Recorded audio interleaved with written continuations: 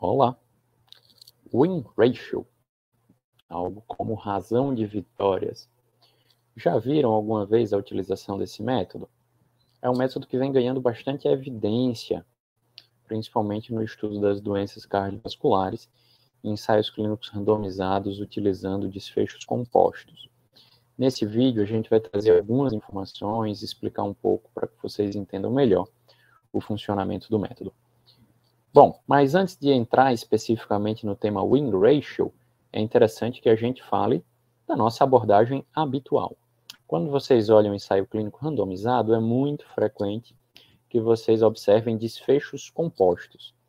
Por exemplo, na minha área de cardiologia, é frequente a utilização do desfecho MACE, Major Adverse Cardiovascular Events, eventos cardiovasculares adversos maiores, que é um combinado de morte, hospitalização ou AVC.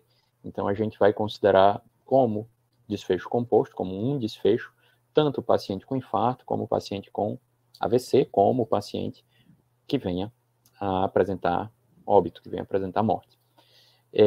Geralmente, a gente utiliza como medida da associação o hazard ratio, que é uma medida de risco sobre tempo, levando em consideração o tempo para o evento. E geralmente a nossa ferramenta estatística para avaliação do hazard ratio é o modelo proporcional de Cox. Esses modelos têm algumas dificuldades, algumas limitações. Por exemplo, o modelo de Cox requer a proporcionalidade do risco, quer que o risco seja constante ao longo do tempo. Isso é muito frequente em estudos de terapia farmacológica, em estudos de medicamento, mas, por exemplo, quando você compara um estudo de cirurgia versus tratamento clínico, essa proporcionalidade não é preservada, né? Geralmente a gente vê um excesso de eventos, um maior risco de eventos no perioperatório. Da mesma forma, tem uma outra limitação, que é os eventos recorrentes. Imagina um paciente que tem um infarto não fatal, é hospitalizado, sai de alta 1, 2 meses após o infarto, apresenta um acidente vascular encefálico, fica com a sequela, mas volta para casa, vai de alta e daí a alguns meses vem a falecer por uma outra causa. Esse paciente é considerado como um único evento, um único desfecho, da mesma forma como o paciente que teve um infarto e nunca mais teve nenhum outro problema, né? Nessa análise que a gente faz, análise de sobrevida livre de eventos, por exemplo, cada paciente conta como apenas um evento. Cada paciente vai apresentar, no máximo, um evento.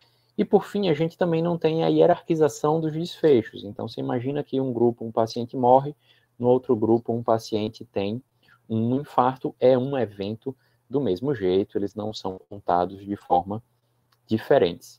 E aí o win ratio é um método alternativo de análise que vem ganhando bastante força. Então, alguns artigos que tiveram bastante evidência utilizaram o win ratio recentemente. A gente cita aqui o ACTION, que é um estudo de 2021 de anticoagulação em COVID, que comparou uma estratégia de anticoagulação plena versus anticoagulação profilática. A gente tem o IMPULSE de 2022, que é um estudo de empaglifosina na IC, na insuficiência cardíaca aguda, descompensada. Esse ano a gente teve o TRILUMINATE, o estudo de intervenção sobre valvopatia tricúspide, e agora no fim do ano a gente também teve o DAPA-EMAI, o estudo de dapaglifosina em pacientes com infarto do miocárdio. Todos esses ensaios clínicos avaliaram esse método de win ratio. Bom, para entender um pouco melhor como funciona, imagina que eu estou fazendo aqui um ensaio clínico hipotético, onde no início do segmento todos os pacientes são livres de eventos na entrada do trial, e a gente representa o paciente livre de eventos com essa carinha feliz azul.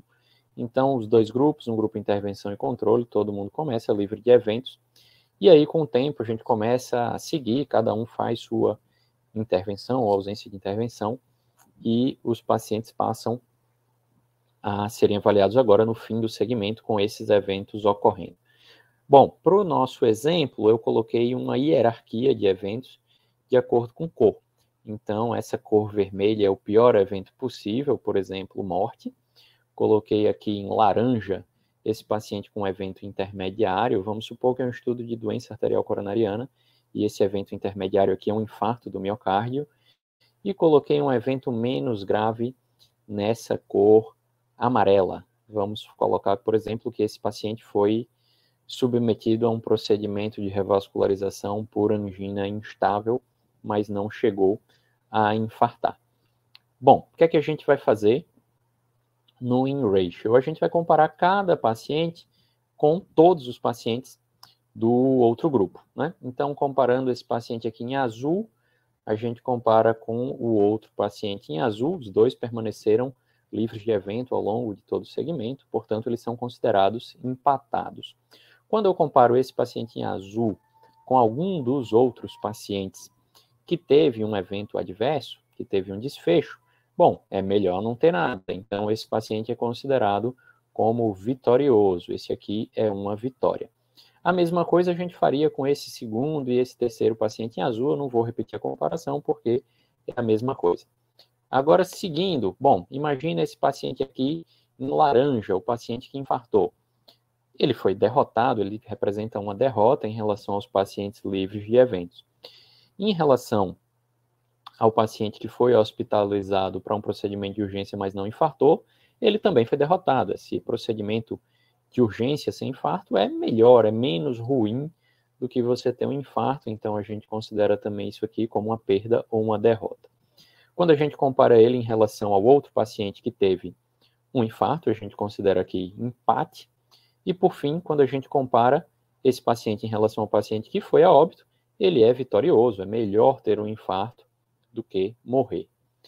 Por fim, a gente compara esse último paciente, ele é considerado que morreu, a gente considera ele pior, é uma derrota em relação ao paciente que permaneceu livre de eventos ou que teve evento não fatal, e a gente considera ele como empate em relação ao outro paciente em vermelho que foi a óbito. Quando a gente soma todos, junta, avalia cada paciente com todos os pacientes do outro grupo, a gente pontua aqui que nós tivemos 10 vitórias, 8 empates e 7 derrotas. No win ratio, na razão de vitórias, a gente divide as vitórias do grupo pelas derrotas. Então, a gente tem aqui 10 por 7, e isso me dá uma razão, uma chance de 1,42. Bom, aqui começa a primeira explicação, a primeira dificuldade do win ratio. Essa é uma medida contraintuitiva. Você imagina quando a gente fala de hazard ratio, a gente diz, olha só, reduziu em 30% o risco de você ter um evento adverso. Essa medida aqui de 1,42, a chance de você não ter, é uma medida que é contraintuitiva, então é um pouquinho mais difícil de ser explicada. Tem alguma evidência empírica de que o inverso do win ratio, então 1 sobre o win ratio, tem alguma correlação com o hazard ratio, né? Então, imagina aqui a gente dividir 1 sobre 1,42 me dá 0,7, né? Se a gente fizesse um risco relativo aqui convencional, a gente tem uma taxa de eventos de 0,4 nesse grupo, 0,6 nesse grupo controle, isso me dá aí os 0,66, é mais ou menos semelhante, né? 0,66, 0,7, lembrando que a gente tem imprecisão grande por estar trabalhando com uma amostra muito pequena aqui nesse nosso experimento mental. Mas notem também que os cálculos são bem diferentes e tem muita variação, por exemplo, como quando a gente muda a nossa hierarquia. Então, imagina, eu coloquei aqui uma hierarquia bem definida, né? Hospitalização de urgência por não infarto, né? Hospitalização de urgência, infarto e óbito, mas poderia ser uma hierarquia mais nebulosa. Imagina, por exemplo, que a gente coloca infarto e AVC, né? Uma pessoa pode avaliar infarto ou AVC, um ser pior do que o outro, de forma divergente. Então, quando a gente muda a hierarquização, a gente também muda o cálculo do win ratio, e isso pode levar a grandes divergências. Bom, vantagens do win ratio. Uma vantagem é a gente não pressupor a proporcionalidade do risco. Então, a gente deu lá aquele exemplo de cirurgia e tratamento clínico, isso me limita bastante a interpretação no modelo proporcional de Cox. Aqui, quando eu falo de win ratio, a gente não tem limitação. Uma outra coisa é permitir a hierarquização dos desfechos, né? Então, quando a gente fala de um estudo de desfecho composto, você pega o cara que morreu e o cara que teve um infarto, a gente dá o mesmo peso para isso. São coisas que não têm o mesmo peso. Então, aqui a gente permite uma hierarquização do desfecho. Por exemplo, morte é mais duro, mais grave do que hospitalização, que é mais grave, por exemplo, do que uma melhora, tem maior importância, maior peso do que uma piora de qualidade de vida, por exemplo. A outra coisa legal do win ratio, outra vantagem, é a gente valorizar os desfechos fatais que ocorrem após os desfechos não fatais. Por exemplo, valorizar a recorrência do desfecho. Então, aquele exemplo do paciente que morreu, infartou e hospitalizou, desculpa, o contrário, que infartou, que hospitalizou e infartou e morreu, ele considerou só um desfecho. Aqui no win ratio a gente valoriza esses eventos recorrentes. Bom, nem tudo são maravilhas, a gente tem desvantagens. Uma desvantagem é a desvantagem de que é um método em desenvolvimento, mais difícil de explicar, a gente ainda tem algumas dificuldades, por exemplo, o próprio cálculo amostral, o ajuste para covariáveis, a abordagem de tempo para eventos, tudo isso é mais nebuloso, vem sendo desenvolvido. A outra coisa é que a hierarquização dos desfechos é crítica, né? Então, às vezes, a gente passar um desfecho como prioritário em relação ao outro me muda toda a análise. E uma preocupação que eu trago de forma especial é a positivação de ensaios clínicos negativos, né? Então, por exemplo, a gente tem ensaios clínicos no passado que foram feitos por hazard ratio e foram negativos, e às vezes a gente vê essa reanálise por um ratio trazendo um spin por reanálise, um spin por republicação. Isso é uma coisa que a gente tem algumas preocupações. Bom, então essas eram algumas reflexões para a gente trazer. Espero que tenham ajudado vocês a compreender melhor o método. E é isso. Muito obrigado pela atenção de vocês. Até breve, até um outro vídeo. No fim, eu deixo aqui umas leituras recomendadas para quem quiser se aprofundar um pouco mais.